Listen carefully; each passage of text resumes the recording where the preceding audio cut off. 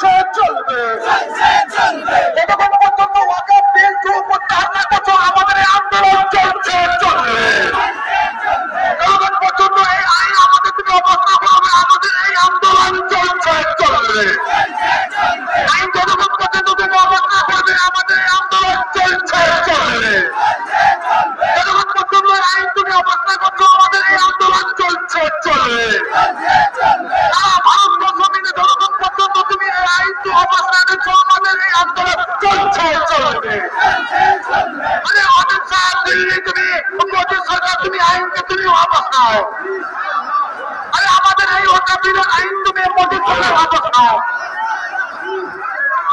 আরে মোদীর চামড়া মোদীর চামড়া মোদীর চামড়া মোদীর চামড়া মোদীর চামড়া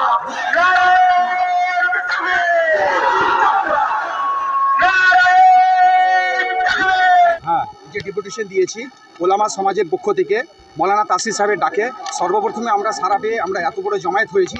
আর এতদিন ধরে যে আমরা নিপীড়িত নির্যাতিত হয়েছে আমরা মৌলানা তাসির সাহেবেরই ডাকে এসেছি এবং ওলামা সমাজ যে রয়েছে ওলামা সমাজের ডাকে আমরা এত হাজার হাজার জমায়েত যে হয়েছে সমস্তটা আমরা ওলামা সমাজের ডাকে হয়েছি।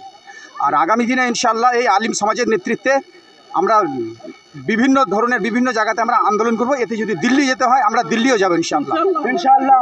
আর আমাদের বেড়াকে গার্ক করেছে আমাদের কওম ও মিল্লাতের যারা পলিটিক্যাল নেতৃত্ব দিয়েছে তিনারা কিন্তু 3 তালাক বিল যখন পাস হয় তো তিনারা বাঁচাতে পারেনি এবং এনআরসি এনপিআর সিএবি বিল এগুলা সব তিনারা কিন্তু বাঁচাতে পারে নাই এবং বিশেষ করে যে ওয়াকফ বোর্ড যখন ধ্বংস করে মুসলিম সম্পত্তিকে যখন লুট করে কেন্দ্র সরকার তখনই আমাদের এই পলিটিক্যাল পার্টি যারা মুসলিম নেতৃত্ব যিনারা দিয়েছেন তিনারা পারে নাই। আমাদের মুসলিম সমাজের তিনাদের উপর অনেক প্রশ্ন রয়েছে যে কারণে আজকে আমরা যেরকম দেশকে স্বাধীন করার জন্য ওলামা সমাজ জান দিয়েছিল বলিদান দিয়েছিল দেশের জন্য সেরকমভাবে আজকে আমরা পুনরায় মুসলমানদের অস্তিত্ব বাঁচাবার জন্য দেশ বাঁচাবার জন্য ইসলাম বাঁচাবার জন্য ওয়াকফ বোর্ড বাঁচাবার জন্য আজকে আমরা জান চলে গেলেও আমরা এই আন্দোলন ছাড়ব না এবং আমরা আন্দোলন করতেই থাকবো ইনশাআল্লাহ। যতদিন এই বিল প্রত্যাহার না হবে ততদিন পর্যন্ত এই মুসলিম সমাজ দলিত সমাজ আমাদের সাথে শিখ সমাজ যারা সংবিধানকে ভালোবাসে তারা সকলেই আমাদের সাথে আছে। আমরা এইরকমভাবে আমরা আন্দোলন করতেই থাকবো ইনশাআল্লাহ।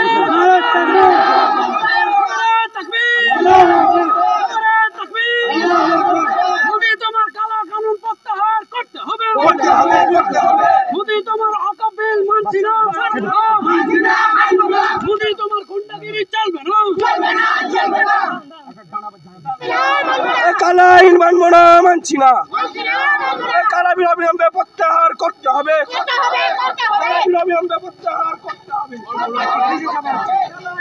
আজকে আমরা কেন্দ্র সরকারের কালানীতি ওয়াকফ বিলের বিরোধিতা করে জনতা আজকে পথে নেমেছে।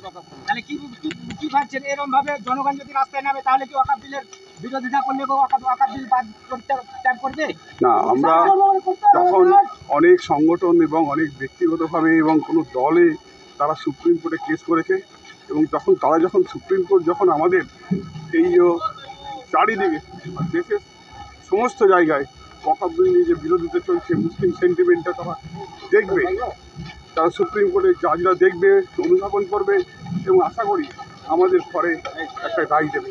যেভাবে ভারতবর্ষের বুকে মুসলিম ধুলিসাৎ হয়ে যাক এটা কি আপনারা চান?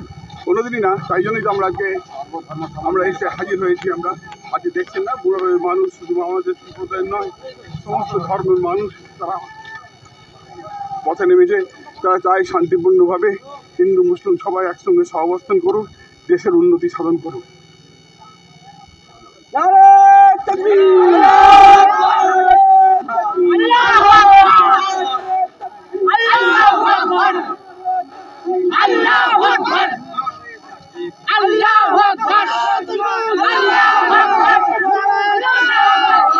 মোদী